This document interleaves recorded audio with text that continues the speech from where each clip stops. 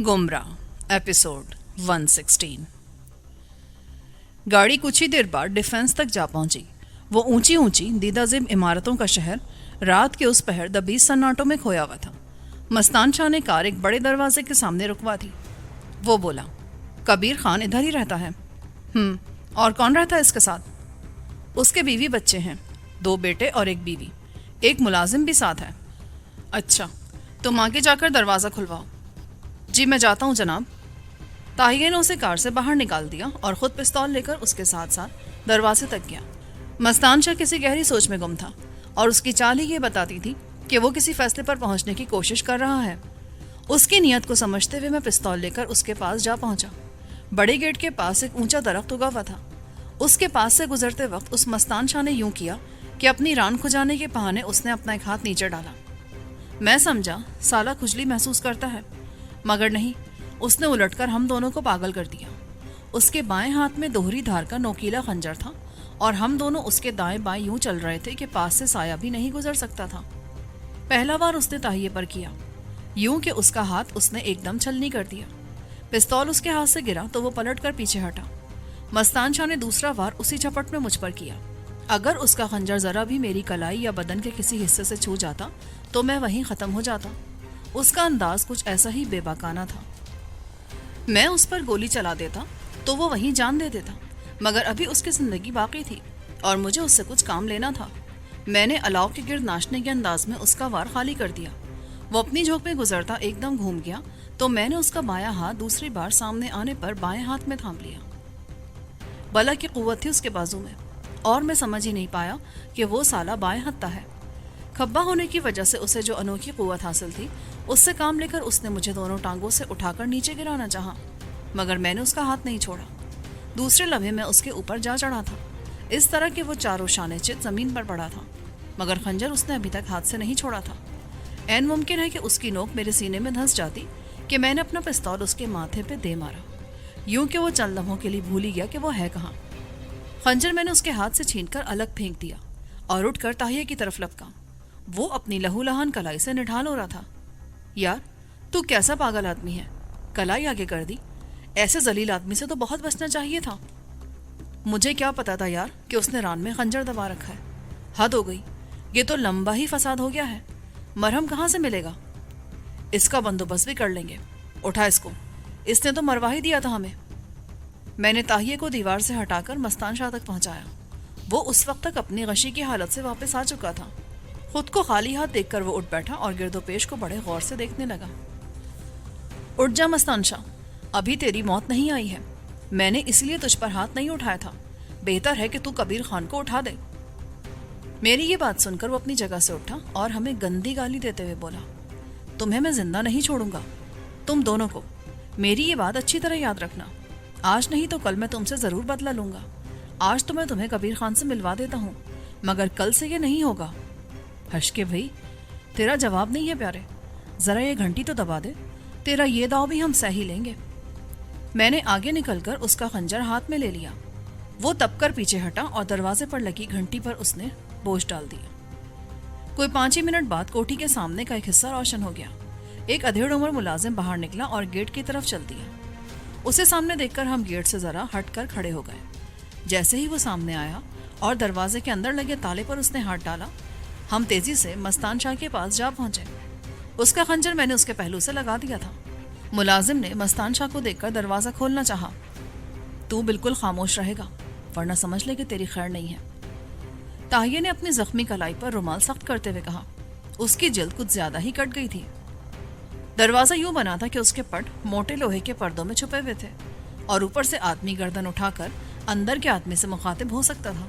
क्या बात है मस्तान शाह, खैर तो है?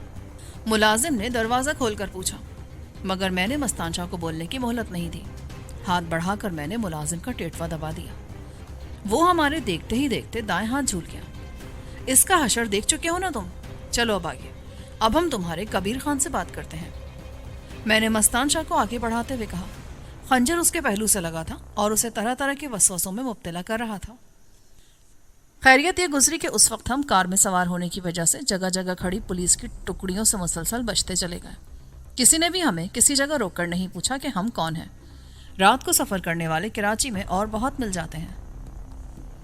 مستان شاہ کو ساتھ لے کر ہم کوٹھی کی عمارت تک پہنچے تو وہی دروازہ ہمارے سامنے تھا جسے ملازم نے کھول دیا تھا۔ ہم بڑے اطمینان سے چلتے ہوئے اس کمرے میں جا پہنچے۔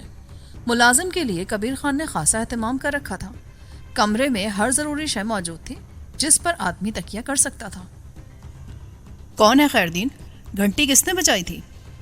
کسی طرف سے شاید ہمیں کبیر خان کی آواز سنائی دی۔ وہ زیادہ دور نہیں تھا۔ ہم نے آواز کی طرف دھیان دیتے ہوئے اندر کی طرف کھلنے والے دروازے کو دبا دیا۔ وہ کھلتا چلا گیا۔ سامنے ہی ایک ہال کمرہ بنا تھا اور میرا خیال ہے کہ ملازم کو ان لوگوں نے عمارت کے وسط میں ایسی جگہ ٹھہرا رکھا تھا جہاں سے وہ کسی بھی وقت کسی کی بھی آواز بڑے اطمینان سے سن سکتا تھا۔ ہال کمرے سے نکل کر ہم دائیں طرف بڑھے تو ایک دروازہ عین اس وقت ہمارے سامنے کھلا۔ ہمارے آگے اب کبیر ہی کھڑا تھا۔ سلیپنگ گاؤن کے بجائے اس نے بنیان اور شلوار پہن رکھی تھی۔ عمر کے لحاظ سے یہی وہ کوئی 40 سال کا آدمی نظر آتا تھا۔ یہ بڑے بڑے کان، داڑھی مونچھ صفا چڑھ اور سر کے بال چھدرے چھدرے۔ ہمیں اس نے دیکھا تو تیزی سے باہر نکل آیا۔ یہ مستان شاہ کو کیا کر دیا ہے تم نے؟ اس کا رنگ زرد ہو رہا ہے، کیا ہو گیا اسے؟ یہ آپ کا خادم ہے جناب، آپ اسی سے پوچھیں کہ یہ کسی کو ادھر مارنے گیا تھا، یہ بن باپ کا بیٹا۔ طاہیہ نے اپنے مخصوص لہجے میں بات کی۔ اور ہم بھی آپ کے خادم ہیں جناب، یہ خنجر بھی اسی کا ہے اور یہ گولیاں بھی اپنے ساتھ لے کر گیا تھا۔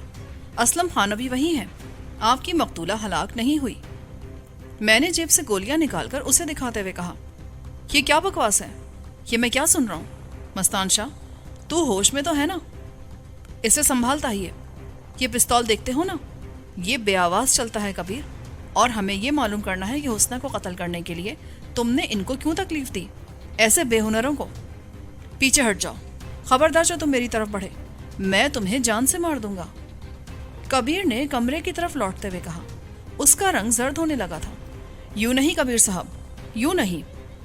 یہ کہتے ہوئے میں نے اس کے سامنے کھلا دروازہ روک لیا۔ تم اندر نہیں جاؤ گے پیارے، ہمیں بتاؤ کہ تم نے غلام رسول کو قتل کیوں کروایا تھا ان کے ہاتھوں، اور اب اس حسنہ کو بھی ختم کرنے جا رہے ہو؟ میں نے پوری قوت سے ایک مکہ اس کے منہ پہ دے مارا۔ وہ تیورا کر دیوار میں جا لگا۔ یوں بات نہیں بنے گی کبیر، تمہارے بچے کہاں ہیں؟ ان کو بھی باہر لاؤ۔ یہ کہہ کر میں نے اسے بائیں بازو سے پکڑ کر دروازے کی طرف دھکیل دیا۔ وہ سامنے کے قالین پر منہ کے بل گرا۔ مجھے چھوڑ دو، میں کسی غلام رسول کو نہیں جانتا۔ ہاں کیوں نہیں؟ صرف 10 لاکھ کے بدلے تم نے اسے مار دیا اور ہم سمجھے کہ حسنہ پاگل ہو گئی ہے، مگر وہ تو ٹھیک کہتی تھی۔ یہ کہہ کر میں نے کبیر کو آگے دھکیل دیا۔ وہ خوابگاہ تک پہنچا تو اس نے بھیانک چیخ ماری جیسے وہ ان کو خبردار کر رہا ہو۔ ابھی اس کی بیگم کوئی قدم نہیں اٹھا سکی تھی کہ میں نے دروازہ کھول دیا۔ وہ شب خوابی کے لباس میں تھی۔ مجھے اور کبیر کو اس نے دیکھا تو اس کی بڑی بڑی آنکھوں میں خوف کے سائے لہرانے لگے۔ اسے اپنی بصیرت پر اعتبار نہیں آ رہا تھا، مگر دوسرے ہی لمحے میں اس کے پاس جا پہنچا۔ پستول دونوں پر تان کر میں نے بڑے ہی سخت لہجے میں کہا، اس پر غلام رسول کو قتل کرنے کا الزام ہے۔ ایک عورت حسنہ گواہ ہے اس قتل کی، اور یہ اسے آج مروا دینا چاہتا تھا۔ آپ کا کیا خیال ہے ایسے مجرم کے بارے میں بیگم کبیر خان؟ یہ مجرم ہرگز نہیں ہے، خدا کے لیے آپ انہیں کچھ نہ کہیں، یہ بالکل بے گناہ ہے۔ یوں کام نہیں چلے گا بیگم صاحبہ، جو کچھ آپ کے پاس ہے وہ باہر نکال دیں، ابھی اور اسی وقت۔ آپ ہمیں لوٹنا چاہتے ہیں؟ کچھ نہیں ہے ہمارے پاس۔ یوں نہیں بیگم صاحبہ، یوں نہیں۔ میں نے پستول کی نال سیدھی کر کے اس کے دائیں کان کا بندہ اڑا دیا۔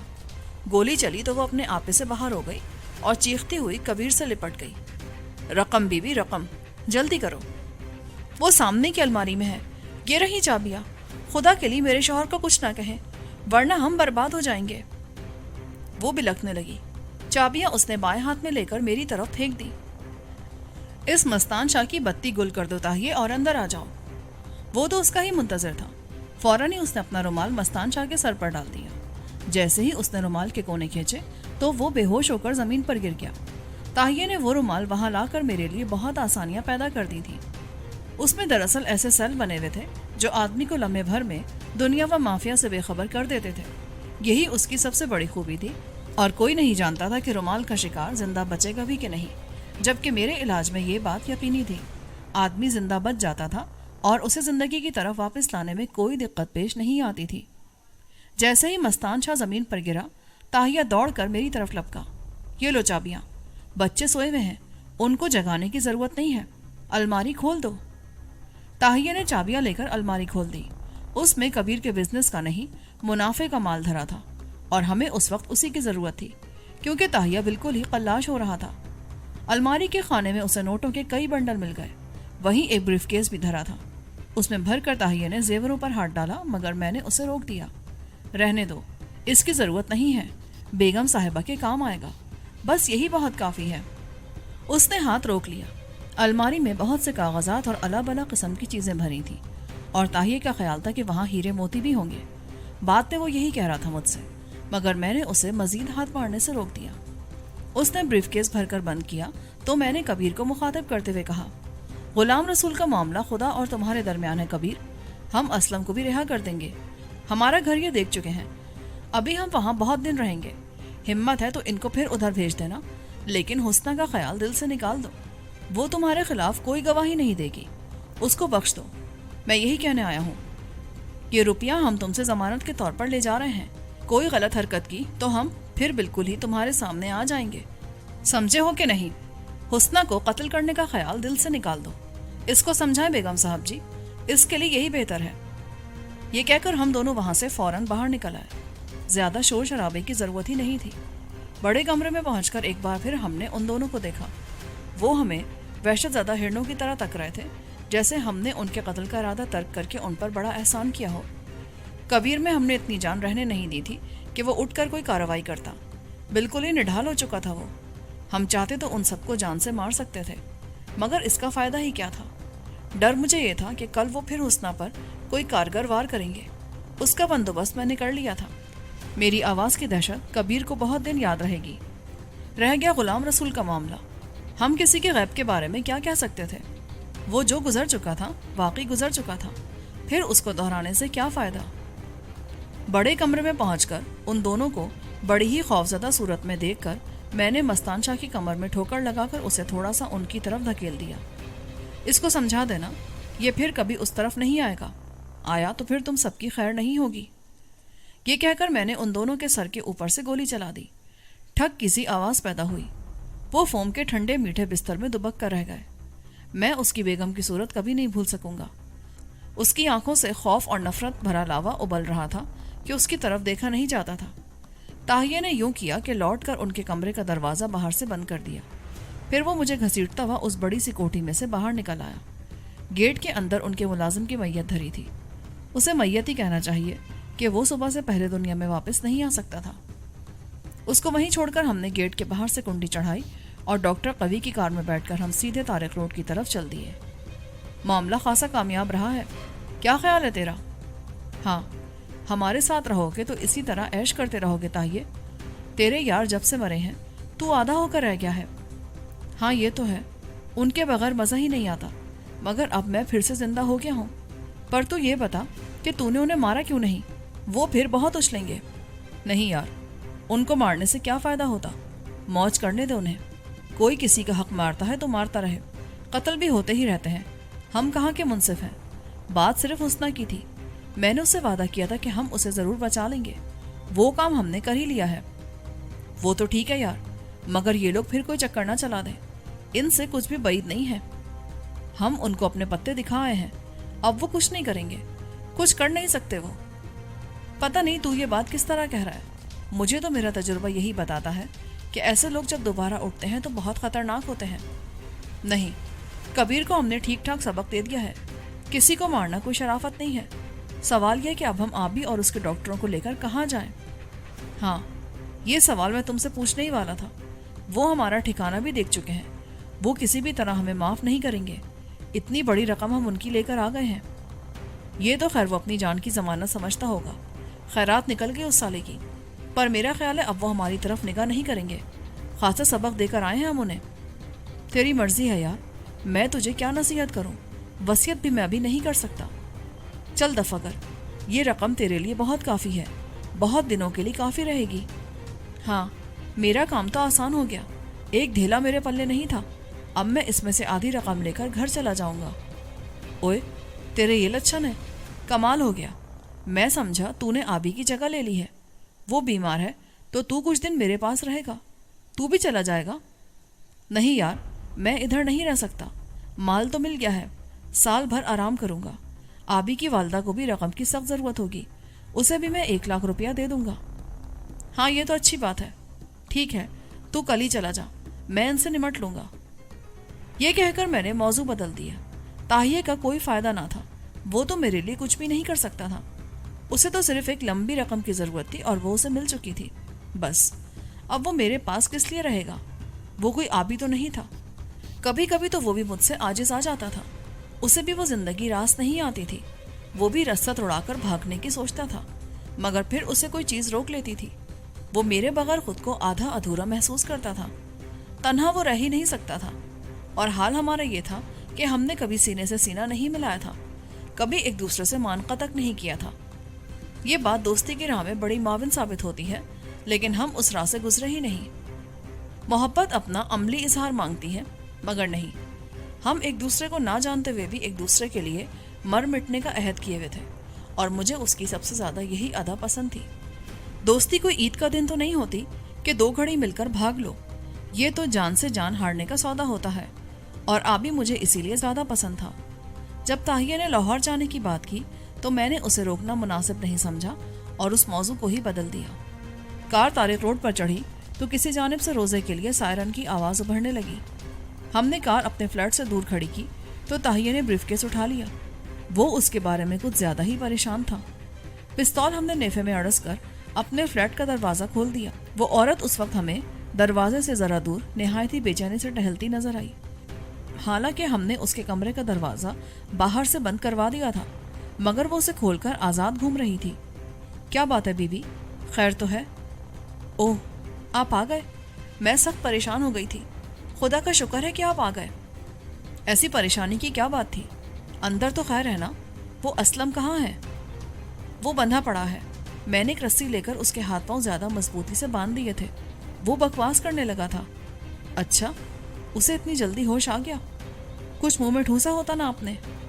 وہ میں نے کر دیا، رومال منہ میں ڈال کر اوپر سے پٹی باندھ دی ہے، جب کہیں جا کر وہ آرام سے بیٹھا ہے، مگر کسی آدمی نے کمرے میں شور مچا رکھا ہے، ٹھہر ٹھہر کر چیختا ہے، میں نے تو اس کا دروازہ نہیں کھولا۔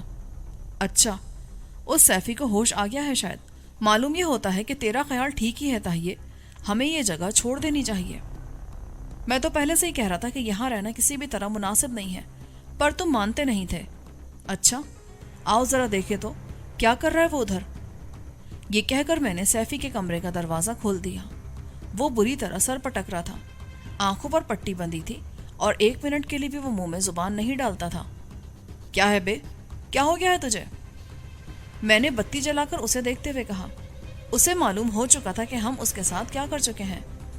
میری آواز سنتے ہی وہ چیخا، یہ کیا کر دیا تم نے؟ میری آنکھوں کو کیا ہو گیا؟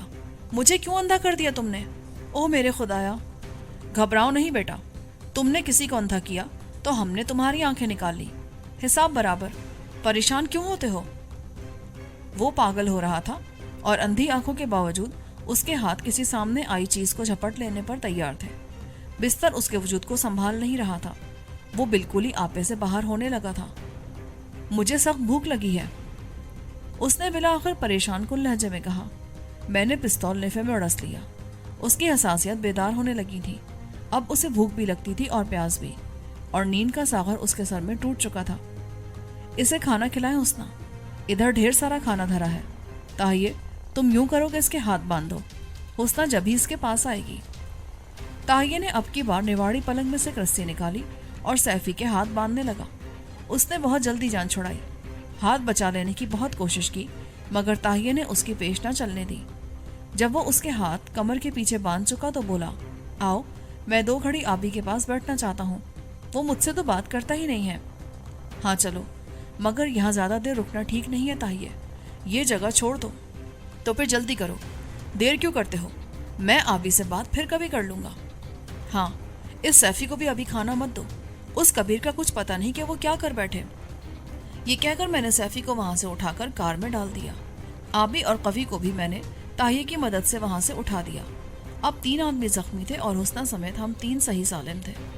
اتنا وقت نہیں تھا کہ ہم دیر تک وہاں ٹھہر سکتے، مگر سوال یہ تھا کہ ہم جائیں کہاں۔ میرا دل بہت چاہا کہ اٹھ کر فردوسی بیگم کیا جا ٹھہرے، مگر اس کے پاس جا کر ٹھہرنا کوئی اچھی بات نہیں تھی. ہماری وجہ سے اس نے پہلے ہی بہت پریشانی اٹھائی تھی. سیفی کو ایک بار پھر میں نے بے ہوش کر دیا. اس کا کوئی اعتبار نہیں تھا. رات اب زیادہ رواں ہو گئی تھی. سحری کے لیے اٹھنے والوں نے بستر چھوڑ دیا تھا. جب حسنہ میرے ساتھ والی سیٹ پر بیٹھی تو وہ بہت پریشان تھی. اس کی سمجھ میں نہیں آتا تھا کہ وہ کن لوگوں میں آن پھنسی ہے. مقصود سے تو اسے یوں ہی رسمن مدد کی توقع تھی، یوں جیسے کوئی راہ چلتا آدمی راستے سے پتھر اٹھا کر الگ پھینک دے. اسے کیا خبر تھی کہ ہم کیا کر بیٹھے ہیں اور اس کے دشمن کو کیسی گہری چوٹ لگا آئے ہیں. میں نے گاڑی سٹارٹ کی تو وہ بولی، آپ کہاں جا رہے ہیں آپ؟ کچھ پتہ نہیں بیوی، ہم اچھے لوگ نہیں ہیں. ہمیں کوئی اچھی جگہ کیسے مل سکتی ہے؟ نہیں، آپ سے زیادہ اچھا تو میں نے کوئی دیکھا نہیں. آپ نے میری جیسی مظلوم عورت کی مدد کی ہے. آپ برے کیسے ہو سکتے ہیں؟ ہاں، یہی تو ہمارا کمال ہے. ہم اس زمین کی طرف لپکتے ہیں جو بیٹھ رہی ہو. اس کو بچانا ناممکن ہوتا ہے، مگر اس پر آگے کسی بھی شجر کو بچا کر ہم سمجھتے ہیں کہ ہم نے بڑا کام کر دیا. میری نگاہیں سڑک پر جمی تھیں. وہاں سے ہٹتی تھیں تو آبی اور سیفی پر جا ٹھہرتی تھیں. آبی کسی گہری سوچ میں گم تھا اور اسے یہ بھی احساس نہیں تھا کہ اس کا دوست تاہیہ اس کے قریب بیٹھا ہے. مجھے لگتا تھا کہ وہ خالی الذہن ہو کر بیٹھا ہے اور تاہیہ کو بھی یہی شکوہ تھا کہ آبی نے اسے پہچاننے سے ہی انکار کر دیا ہے. مگر ایسا نہیں تھا. تاہیہ کی آواز سن کر اس کے چہرے کی رنگت بدلنے لگتی تھی. وہ احسان فراموش نہیں تھا، مگر اسے یہ دکھ کھائے جا رہا تھا کہ اس کے لیے ہم نے بہت تکلیف اٹھائی ہے. ہمیں وہ در در کی ٹھوکریں کھاتے نہیں دیکھنا چاہتا تھا. اس رات ہم جو پچھلے پہر میں گھر سے بے گھر ہوئے تھے تو اس بات کا بھی اسے گہرا قلق تھا، مگر پھر بھی وہ چپ چاپ بیٹھا رہا. میرا یہ احساس تھا کہ کراچی کی پولیس ہماری ٹو میں ہے. اتنی وارداتیں کر چکے تھے، وہ کیسے چپ رہ سکتے تھے؟ اور پھر وہ کبیر تھا. اسے معلوم تھا کہ وہ گولیاں جو اس کے سر پر سے گزر گئیں ذرا نیچے ہوتی تو وہ اپنی جان آفری کے سپرد کر چکا ہوتا. یہی حال اس کی بیوی کا تھا. خوفزدہ آدمی شاید خدا کے زیادہ قریب ہو جاتا ہے. وہ بھی یہی سمجھ رہے تھے کہ یہ خدا ہی تھا جس نے ان کی جان بچا دی، مگر کس کو خبر تھی کہ کون کس کے کام آ گیا ہے. کہاں جا رہے ہو اب؟ میں خود یہی سوچ رہا ہوں کہ کس طرف نکلوں. طارق روڈ کے چوک سے آگے گزر کر تاہیہ نے کہا، میری مانو تو ان کو ادھر لیاقت آباد لے چلو. وہاں میرا ایک دوست رہتا ہے، اس کے ہاں جا کر ٹھہرتے ہیں. ابے تو جلدی بولنا، منہ میں گھونگھنیاں ڈال کر بیٹھا ہے، تیرا بھی جواب نہیں. میں نے گاڑی لیاقت آباد کی طرف موڑ دی. کچھ ہی دیر بعد ہم لیاقت آباد کے مرکز میں جا پہنچے. گاڑی دائیں ہاتھ لے لو، تیسری لین میں. میرا دوست افسر علی وہیں رہتا ہے. ایک 2 منزلہ عمارت کے سامنے جب ہم پہنچے تو تاہیہ نے گاڑی رکوا دی. بس یہی وہ جگہ ہے. اس کا دوست افسر علی بالائی منزل پر رہتا تھا. گیٹ پر لگی گھنٹی کی آواز سن کر وہ نیچے آیا تو تاہیہ کو دیکھتے ہی اس سے لپٹ گیا. اوئے تو کتھے بھائی اس ویلے؟ اے چن کس طرح چڑھایا؟ بس یار ایک دھندے سے ادھر آئے ہیں، ہم کچھ دن تیرے پاس ٹھہریں گے. 2 مریض بھی ہمارے ساتھ. 1000 دن رہو یار، یہ گھر آخر ہے کس لیے؟ یہ کہہ کر وہ میری طرف لپکا. یہ میرے دوست ہیں غلام جیلانی. آؤ یار مریضوں کو نیچے اتارو. کچھ ہی دیر بعد ہم افسر علی کے مکان کی دوسری منزل پر جا پہنچے. آبی اور دونوں ڈاکٹروں کے لیے اس نے الگ کمرہ کھلوا دیا اور ہم تینوں کے لیے اس نے دوسرے کمرے میں ٹھہرنے کا بندوبست کر دیا. مکان بہت عمدہ تھا. ہر کمرے کے ساتھ باتھ روم بنے تھے. نچلی منزل بالکل خالی تھی. وہاں جو لوگ ٹھہرے ہوئے تھے کسی کام سے لاہور گئے تھے. افسر علی نے ساری تعلق داری ختم کر رکھی تھی اور ابھی تک وہ تنہا ہی رہ رہا تھا. شکل و صورت سے وہ خاصا باروب آدمی نظر آتا تھا. گورا رنگ، پھیلی پھسلتی آنکھیں، گھونگھریالے بال، قد یہی کوئی 6.25 فٹ. لگتا تھا کہ دنیا اس نے بہت کثرت سے دیکھ رکھی ہے. لفظوں کی تعریف میں اسے خاصا مزہ ملتا تھا. آپ کے لیے طعام میں کیا پیش کروں؟ ابے نہیں، یہ کوئی کھانے کا وقت نہیں ہے، بس تم سو جاؤ. نہیں یار، سحری کا وقت ہی اب ہو ہی رہا ہے، کچھ کھا لیتے ہیں. یہ وقت عارفوں کا وقت ہے. ہاں، ہم جیسے عارفوں کا. پوچھا نہیں تم نے کہ اس وقت کیسے آئے ہو؟ تاہیہ نے سگریٹ سلگا کر کہا تو ہے تم نے کہ ایک دھندے سے آئے ہیں اور یہی بات کافی ہے. یہ رات تم نے کہاں گزاری ہے؟ کہاں سے باہر نکلے ہو؟ بس یار کیا بتائیں، کوئی گڑبڑ کی بات ہے؟ کون تھا جس نے تمہارے کسی جگہ ٹھہرنے پر اعتراض کیا؟ دیکھا تیری عربی ہمیں لے ڈوبے گی. پولیس کے ڈر سے نکل کر بھاگے ہیں. ذرا کچھ کھانے کو لائے ادھر. وہ اپنی جگہ سے اٹھا اور باہر نکل گیا، مگر دروازے پر پہنچ کر بولا، خدا ہی خیر کرے کہ تعزیر کا معاملہ نہ بن جائے. تو فکر مت کر، یہاں تک کوئی نہیں پہنچ سکے گا. تو ان کو دیکھ ذرا کہ وہ کس حال میں ہے. جیلانی، آبی تو کچھ زیادہ ہی پریشان لگتا ہے. مگر جب میں تاہیے کو ساتھ لے کر دوسرے کمرے میں پہنچا تو وہ تینوں ہی بے سود ہو چکے تھے۔ ٹیکے ابھی تک اپنا کام دکھا رہے تھے، لیٹتے ہی وہ بے سود اور بے خبر ہو گئے تھے۔ کون ہے یہ تاہیے؟ یہ افسر علی، یہ بھی اپنے ہی محکمے کا بندہ ہے، بہت بڑا اسمگلر ہے، مگر آج کل ہاتھ روک کے بیٹھا ہے۔ سونے کی اسمگلنگ کرتا ہے، جو بھی چیز مل جائے، مگر سونا اس کی خاص تجارت ہے۔ کچھ ہی دیر بعد ہم کھانا کھا کر اطمینان سے لیٹ گئے۔ افسر علی نے دراصل اپنے کمرے میں خاص قسم کا انتظام کر رکھا تھا، کوئی آوارہ ہور تھی جو اس نے وہاں باندھ رکھی تھی، اور وہ بہت خوش تھا، بے حد خوش کہ ایسی بہار آفریش ہے اسے کبھی کبھاری ملتی ہوگی۔ اس نے حسنہ کے بارے میں ہم سے کچھ نہیں پوچھا، بس ایک نظر دیکھ کر دوبارہ اسے نہیں دیکھا۔ وہ بھی سر جھکائے وہاں بیٹھی رہی۔ اس کی سمجھ میں نہیں آ رہا تھا کہ ہم کس قسم کے لوگ ہیں، اچھائی بھی کرتے ہیں اور برائی بھی، ایسے تو اسے کہیں نہیں ملے ہوں گے۔